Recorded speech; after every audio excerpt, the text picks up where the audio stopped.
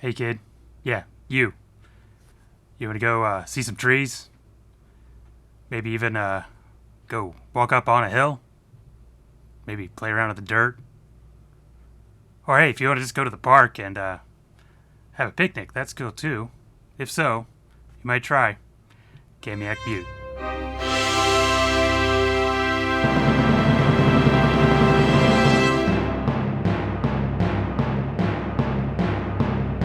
So there are a few ways to get to Kamiak Butte, depending on if you're coming from Moscow or Pullman, but I'm just going to go over the easiest route to follow, which is coming from Pullman. So start there and head north on Grand Avenue onto Washington Highway 27. From there, you're going to be driving about 10 miles. You'll see the butte rising on your left along the way. After you pass Kamiak Butte, you'll come up to Clear Creek Road. It's on your left, and there will be some signs saying that Kamiak Butte is in that direction.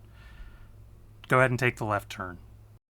After turning onto Clear Creek Road, you'll keep going along for about 700 yards and stay going straight.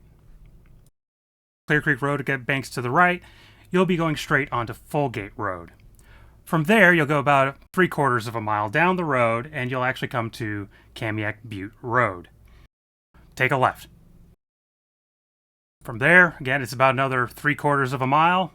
Drive down, and you will get to the Kamiak Butte parking area. From there, you can begin your 2.5-mile trek along the Loop Trail.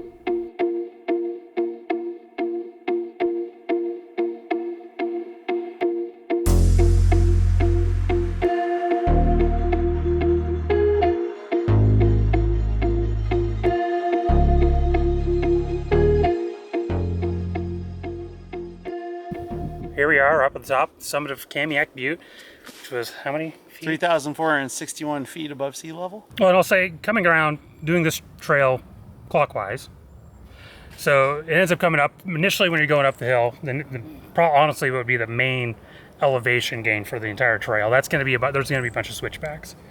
Along those switchbacks, there are, as you said, a bunch of rest areas kind of at the end of a switchback. Like every other switchback thereabouts, there's a actual bench there. And then, once you actually get up on top of that and get up to the ridge, that's when you're greeted with the views of the Palouse. The neat part about Kamiak Butte is that pretty much the entire south side, there's fewer trees than on the north side. And that means you have views to the south, pretty much the entirety of the ridge. The ridge itself is actually it's uphill most way along the ridge, but it's not bad. It's a much more gentle slope than that initial switchback. And unfortunately, today, as we're doing this hike and doing all this filming, it's fire season. So the area, everything it's hazy. Other times of the year, I'd say during the spring, absolutely beautiful. Yeah, so, and then once you go up the ridge, one thing is nice, you get to a certain point where there'll be a fork in the road, and that'll actually allow you to come up to the summit. At the top of the summit here, there's a picnic table up here. It's a nice place just to, bring your meal, nice view. There is a path up here for a primitive trail. Neither Dustin nor I have taken that trail, so I don't know what that one's like. Future adventure. It's future adventure. I'm guessing it's honestly just it hasn't been well maintained. It is the sign does say it's a rating difficult. I don't know if that's for the trail itself or, like I said, just the fact that it's not maintained. A lot of rocky protrusions up here, so it could just be they haven't done anything to make it more easy on someone's ankles. If you've been on that trail and you have any insights, go ahead and leave them comments below. Afterwards, the trip back down, you can go back on the north side. And if you really wanted to, you could go back along the ridge and then back down the switchbacks. But on the north side, that is a bit narrower trail. Last time I've been on that, we haven't gotten down on this trip yet, it was the spring and it was nice and muddy. So that was definitely a little bit more challenging going down the hill. Try not to slip and slide. I think a few people did fall on their butts. I came close more than myself more than a few times. That's with the good hiking boots on. Right, and trekking poles. I mean, the trail itself is a good trail.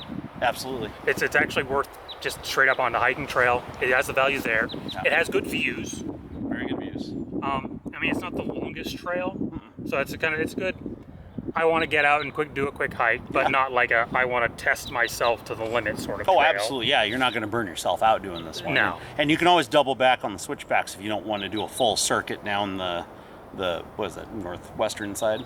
Well, we saw two of those people who were testing out their hiking packs for a longer pack journey, it looked like, so they had the full internal frame packs. Other people just have Yep. their water bottles slung.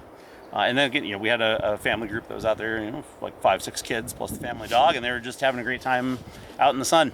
Just going out and, hey, look, great view. Yeah. We made it up to the top. Yeah, I mean, if you had issues with like a balance or maybe like an old niggling knee injury kind of thing, like a hiking stick or some walking poles, trekking poles might be helpful. But there's plenty of little checkpoints. I almost said save points. That's video game culture coming through.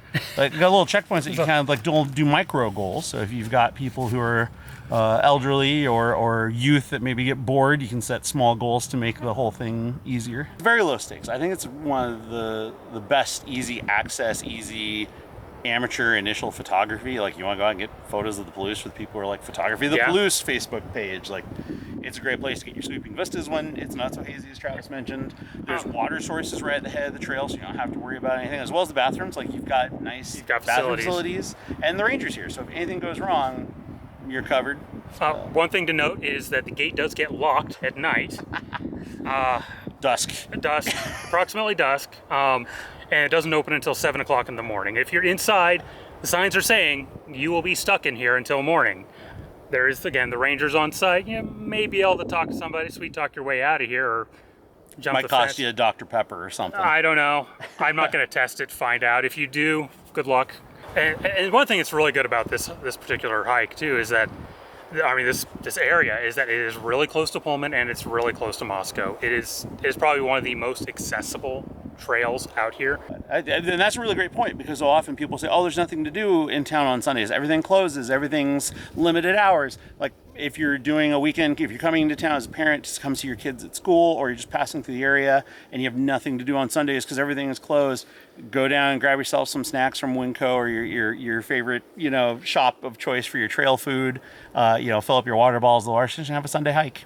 Take a picnic out. So there's your Sunday activities when there's nothing to do on Sundays. Did you bring snacks? That was your turn. Oops.